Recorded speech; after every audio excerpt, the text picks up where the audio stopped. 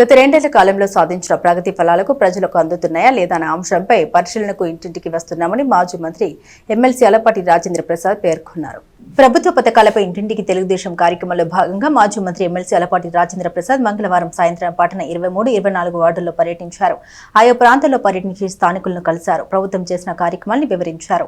ఈ సందర్భంగా గత ప్రభుత్వం 94 పథకాలను రద్దు చేసిందన్నారు. అన్న క్యాంటీన్ దగ్గర నుండి దాదాపు 85 పథకాలను ప్రవేశపెట్టిన ఘనత కూటమి ప్రభుత్వం ఉన్నదని తెలిపారు. ముఖ్యమంత్రి చంద్రబాబు నేతృత్వంలో పవన్ కళ్యాణ్, నారా లోకేష్లు ప్రజలంతా సుఖశాంతులతో ఉండాలని, ప్రతి వ్యక్తి కూడా ఈ పాలనలో ఆనందంగా జీవించాలని భావిస్తున్నారని తెలిపారు. ప్రజా అవసరాలు తెలుసుకుని పరిష్కరిస్తున్నట్టు తెలిపారు. ప్రతి శుక్రవారం ప్రజా సమస్యలు తెలుసుకునేందుకు ప్రజా దర్బార్ నిర్వహిస్తున్నామని తెలిపారు. ప్రతి నెల 1వ తేదీన 4,000, 6,000, 10,000, 15,000 పెన్షన్లు ఇస్తున్నట్టు గుర్తు చేశారు. మహిళల సౌకర్యార్థం ఉచిత బస్సు ప్రయాణం కల్పించామన్నారు. తల్లికి వందనం పథకం కింద చదువుకుంటున్న పిల్లలకు ఆర్థిక సహాయం చేస్తున్నామని, ఏడాదికి 3 ఉచితంగా గ్యాస్ సిలిండర్లు పంపిణీ చేస్తున్నామని చెబుతూ ఇవన్నీ ప్రజలకు భారం పడకుండా చేసింది కూటమి నాయకత్వం అనేది గుర్తుంచుకోవాలని తెలిపారు.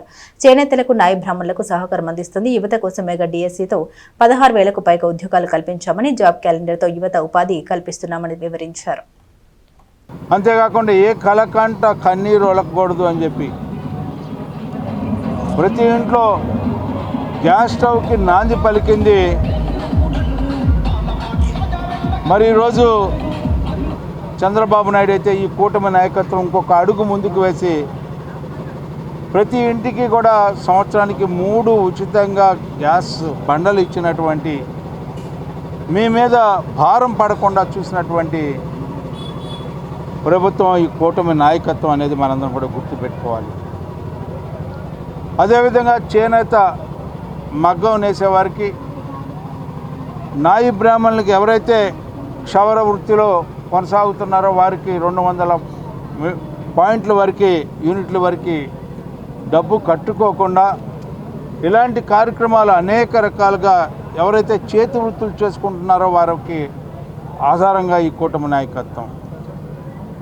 ఇవాళ రైతుకి అన్నదాత సుఖీభావన, ఎవరైతే వ్యవసాయం చేస్తూ ఉన్నారో ఒక్కొక్కరికి 20,000 రూపాయలు, 14,000 రూపాయలు రాష్ట్ర నాయకత్వం, చంద్రబాబు నాయకత్వం, 6,000 మోడీ గారి నాయకత్వంలో 20,000 రూపాయలు మనం వేసుకుంటాం. డబుల్ ఇంజన్ సర్కార్ అటు కేంద్రంలోనూ ఇటు రాష్ట్రంలో పోయిన రాజధానిని ఏర్పరచుకుంటా ఉన్నాం. అమరావతి రాజధాని, ప్రజా రాజధాని, పోలవరాన్ని తెచ్చుకుంటా ఉన్నాం. డ్రిప్ స్ప్రింక్లర్ ఇరిగేషన్ను 10% సబ్సిడీకి ఇస్తూ ఉన్నాం.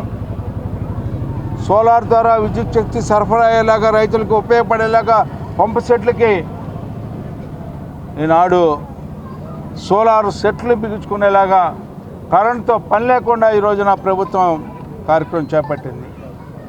ఈ విధంగా పెట్టుబడులు తీసుకొచ్చి ఎవరైతే నిరుద్యోగ యువకులు ఉన్నారో ఈ రాష్ట్రంలో సూపర్ 6 ద్వారా ఆ రోజున ఎన్నికల మేనిఫెస్టోలో 20 లక్షల ఉద్యోగాలను ఏ రకంగా ఇస్తామని చెప్పామో దాంట్లో భాగంగానే ప్రతి సంవత్సరం జాబ్ క్యాలెండరు, అంతేకాకుండా ఉద్యోగాల్ని అతి తక్కువ కాలంలో కాలయాపన జరగకుండా మీ అందరికీ తెలుసు డిఎస్సి పరీక్ష ద్వారా దాదాపు 16,347 ఉద్యోగాలు కల్పించినటువంటి ఘనత, ప్రతిభకి పట్టం కట్టినటువంటి ఘనత అతి తక్కువ కాలంలో ఏ రకమైన ప్రొబేషనరీ పీరియడ్ లేకుండా డైరెక్ట్గా ఈ రోజున కార్యక్రమాన్ని ఏర్పరిచినటువంటి ఘనత.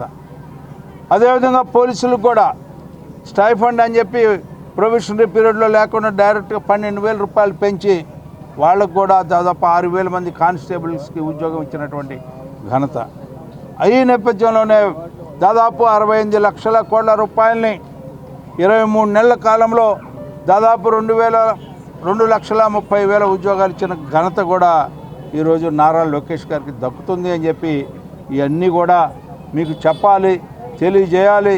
ఎవరైతే ఈ అవకాశాలని జారవిడుచుకున్నారో అవకాశాలను జారవిడుచకుండా ఈ యొక్క కార్యక్రమాలన్నీ కూడా మీ దరికి చేరేలాగా ప్రతి ఇంటికి కూడా 3 నిమిషాలు, 2 నిమిషాలు, ఎంత సమయం అయితే అంత సమయం కేటాయించి మీ అవసరాలను గుర్తించి ఆ అవసరాలు తగ్గట్టుగా కార్యక్రమాలను రూపొందించి ఆ కార్యక్రమాలను అమలు చేసేలాగా 5 రూపాయలకి అన్నా క్యాంటీన్ మనం గతంలో పెట్టాం, దాన్ని ఆపు చేస్తే ఈ రోజున మరలా కొనసాగిస్తూ ఉన్నాం. దాదాపు 175 నియోజకవర్గాల్లో 200 పైగా అన్నా క్యాంటీన్లు ఉచితంగా 5 రూపాయలకే భోజనం పెట్టే కార్యక్రమం ఇవాళ ఈ ప్రభుత్వం చేపడతా ఉంది. ఎందుకంటే పేదవాడంటే ప్రేమ, అనురాగం, గౌరవం, పేదవాడిని ఏదో ఒక రకంగా ఆదుకోవాలనే తాపత్రయంతో చేస్తున్నటువంటి ఈ కార్యక్రమాలన్నింటినీ